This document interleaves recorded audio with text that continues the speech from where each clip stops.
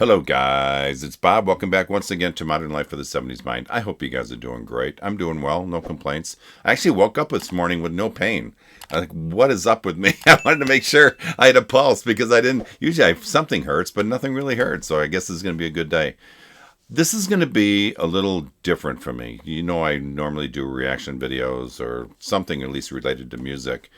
And this is going to be completely different. Like I said, I started recently drinking matcha. It's like a green tea. I don't know if you can really see it. It's got a lot of bubbles when you make it, if you make it a certain way. And I just really started enjoying it. A lot of times, if you watch my videos, I'm drinking coffee or tea or some other beverage. And matcha, I'm kind of getting really attracted to because I enjoyed it so much. I started researching it a bit, and I found out a lot about it, and I was really impressed on how great this stuff is that I thought I would make a video about it. I had to do something a little different to keep things interesting over here. So I'm going to be doing this video in two parts. This is part one. And in part one, I'm going to discuss basically everything you need to know about matcha, what it is, how is it good for you, how is it made, everything you need to know about matcha. In part two, which I'll probably do like next week, I'm going to go over several different ways to prepare it, at least different ways that I prepare it. I'm sure if you look online, there's 100 ways to prepare matcha, but I'll just go over a couple that I do, that I enjoy. So like I said, this is going to be a little different for me, so bear with me, and I hope, excuse me, I hope you find this informative and mildly interesting. How's that? All right, I'll be right back. Hold on. Okay, I do apologize in advance if I cough a little bit. For some reason, my throat's been really dry. And it's not that it's dry outside. It's been raining for like 4 days in a row. But for some reason, my throat is really dry. So at least I have some liquid here to keep my throat moist and hopefully not coughing all the time. So let's start this off by the history of matcha. First of all, I guess the question is, what exactly is matcha and why are we even talking about it today? Matcha, if you translate it, actually means powdered tea. It's a green tea in powdered form, which comes from different areas of Japan. And it's not infused tea, like if you buy green tea bags or something, you take the bag and you dip it in water, and then the flavor comes out into the water. What you're doing with matcha is you're actually mixing the leaves directly into the water. Interesting. So where and how did this whole matcha thing start? If you wanted to, you could write a book on that subject. It's been around for so long. It's actually been around since the 12th century. And there is such a history behind it. And it's just no need for me to go into that much detail here. But I'll try to keep it at a high level. It was originally used by Japanese monks in certain ceremonies of theirs to enhance awareness and concentration. And I'll explain that in just a second, how that actually happens. Eventually, though, just to make this real simple, the interest of matcha branched out to other areas of society, and that's why we're drinking it today. So with that said, I guess the next obvious question is matcha good for you? The short answer is yes. But first of all, I want to make clear right here, and if any of you know me, this would almost be a stupid thing to have to say, but I am not a health nut by any stretch. I don't eat as good as I should. I'm getting better. I am aware of what I'm eating and what I'm drinking, but just to make clear, I'm not a health nut by any stretch, and that is not why I've developed interest in matcha. I'm sold on matcha almost only because of the way it makes me feel. It just really makes me feel great. And I started asking myself, why does this stuff make me feel so good? So I did some research on it. And what I found out that matcha does contain, a little surprising to me, it does contain caffeine, like coffee does. Drinking green tea, and since this is a green tea, I was a little surprised that it contained caffeine because one of the reasons I drank green tea, especially in the evening, was because it didn't contain caffeine. But matcha does, although it's a little less caffeine than coffee, but more importantly, this stuff contains L-theanine. And what exactly is L-theanine? It's actually an amino acid found almost exclusively in green teas. When you hear about how green tea is healthy for you, it's that L-theanine in the green tea that really makes it a healthy choice. And it also significantly boosts your immune system and is packed with antioxidants. How packed? Some researchers have said it's up to 20 times more than normal green tea, and other researchers, depending upon what you're comparing it to, I've read up to 60 times more than normal green tea. And it's also got more vitamins and more minerals. So bottom line, this stuff is just really, really good for you. So it's good for you. What are the actual benefits of matcha? So the question I asked myself when I started researching this is, what am I going to see? What am I going to feel? How is this going to affect me? And I found out that matcha actually significantly affects brain chemistry and is beneficial because of its mood enhancement, increased awareness, and stress relief properties, all which I think, at least in my life, are very important. Overall, I guess it just really gives me that calming effect on my brain, which is not what I expected to experience with drinking caffeine alone. You end up getting this very unique, calming, yet alert feeling. It's almost like an oxymoron because it's calming, but yet you're way more alert, and that's so unique. And I only have experienced that with matcha, and I have found that that feeling that you get can last up to 5 or 6 hours. So it's really a wonderful thing to experience. Okay, so I have said a lot, but let me do this. Let me just give you my opinion as far as what the benefits are and what are the reasons that I drink it personally. One, it boosts energy and endurance. And with that, you don't get that crash like you do with coffee. I know once in a while, when I used to drink a lot of coffee, I'd drink coffee and I'd be going and going. Then all of a sudden, it's like you hit a wall and you just crash. You don't experience any of that with matcha. And with that energy that you get with matcha, you get this increased and enhanced awareness and concentration, which is just such a wonderful thing to experience. I also mentioned all the antioxidant properties of matcha. The L-theanine, which we've talked about, that helps reduce stress somewhat significantly. It also boosts your immunity.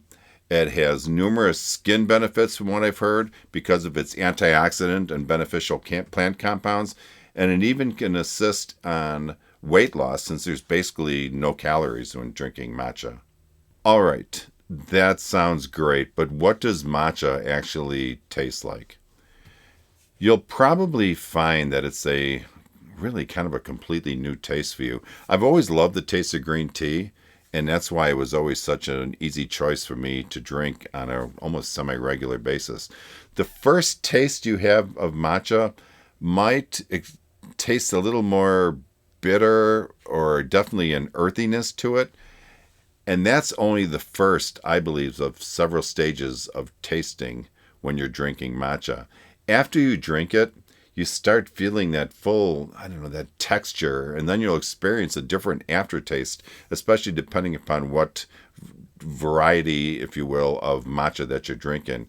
It has extremely high grassy notes. It's kind of like you're taking a bite out of your lawn after you cut it on a fresh summer day. I mean, if you had to explain it to me, that's kind of what it's like. And I also found it to be slightly on the sweeter side. Don't expect it to taste like honey or anything like that, but I think you'll sense that it has these mild, slightly sweet flavors to them, which I really like. It also has the sweet and deep umami flavor, meaning how savory it is. And it's also a bit nutty, which I find quite satisfying. I don't get that taste in a lot of things that I drink.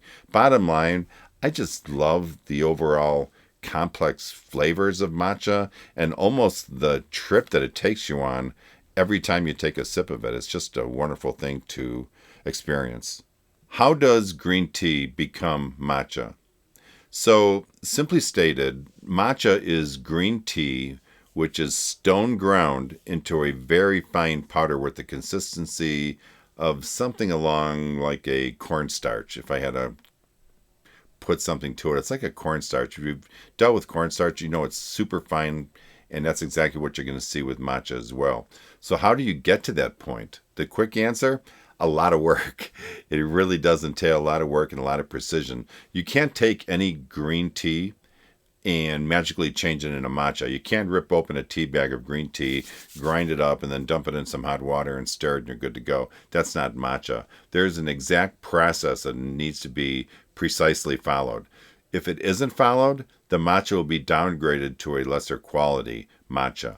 So to start, you need to have a high quality green tea, most made from the Yabakita variety, and all being from Japan, and almost the best always coming from the Uni area. It grows like normal green tea, but what changes is about 20 days prior to picking the leaves, it's shaded. First slightly, and then that shade is gradually increased over the next 20 days. So if you're anything like me, you're probably asking yourself, what happens to the plant in the tea when it's shaded? Why would you take a healthy plant and then take the sun away from it?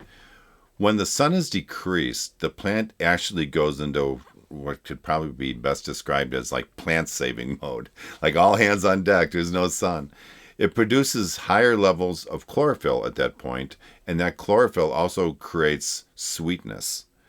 I talked about earlier when you do a tasting of matcha, you might get a hint of sweetness notes to it. That's where that is coming from, is from that shading. And what's nice that while the shade increases the chlorophyll, it does not affect the levels of L-theanine, which I've already talked about are very important in the green tea.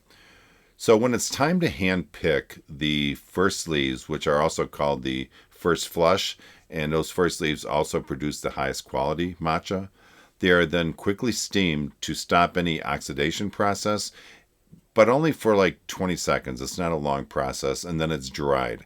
At this point, the leaves that you have are called aracha, which is a rough cut tea. They then actually devein the cooled and dried aracha, removing all these stems and the veins. This reduces any bitterness that may be present in the leaves. And from my understanding, this is often done by machines, not always, but normally by machines. Following that process, the leaves are now called tencha, meaning final leaf product or unground matcha. It's that tencha which is then ground into a fine powder.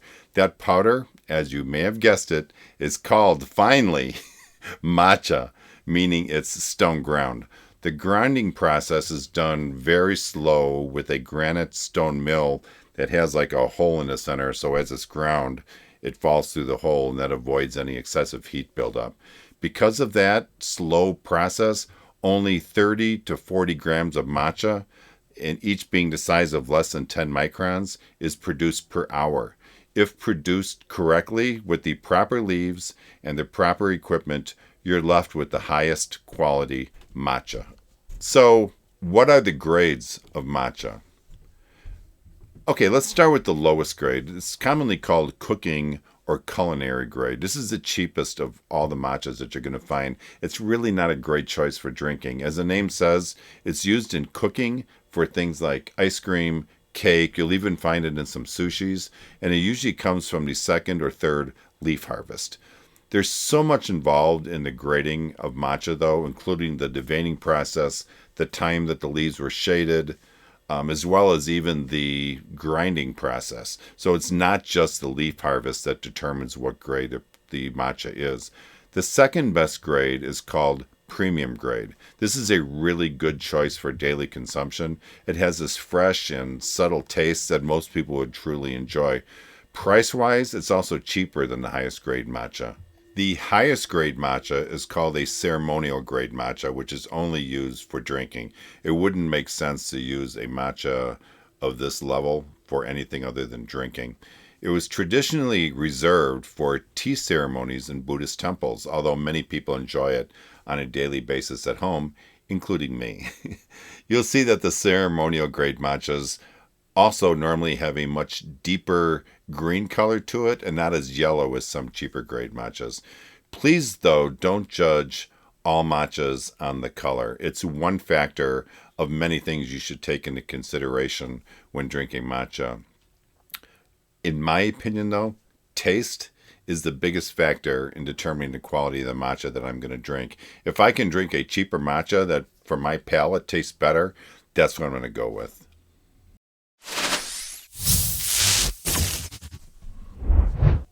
Come on. You didn't think I wouldn't have my final thoughts, did you? If you follow my reaction videos, you'll know that I always do a final thoughts, and this is going to be no different. So, what is there not to like about matcha? Obviously, not a whole lot. You have these amazing health benefits. You get long-lasting, energetic calm, which is two words I normally don't put together, but that is what I experienced. You get increased awareness and clarity. You get a boatload of vitamins and minerals. You get these amazing antioxidant properties. There's no crash like you get when you're drinking coffee. And finally, maybe the most important thing of it all, it just tastes great. When I say that I feel the positive effects of drinking matcha, I honestly do. So listen, in part 2 of my matcha videos, I'm going to be going over different ways to enjoy and prepare matcha. I think you'll find that quite interesting. I hope you find this not only informative, what we've just gone over, but also enjoyable. And I look forward to showing you my next matcha video. So you guys listen, you have a great day. Remember, only life is priceless. Please make each day count. And peace out. I'll talk to you next time. Bye-bye.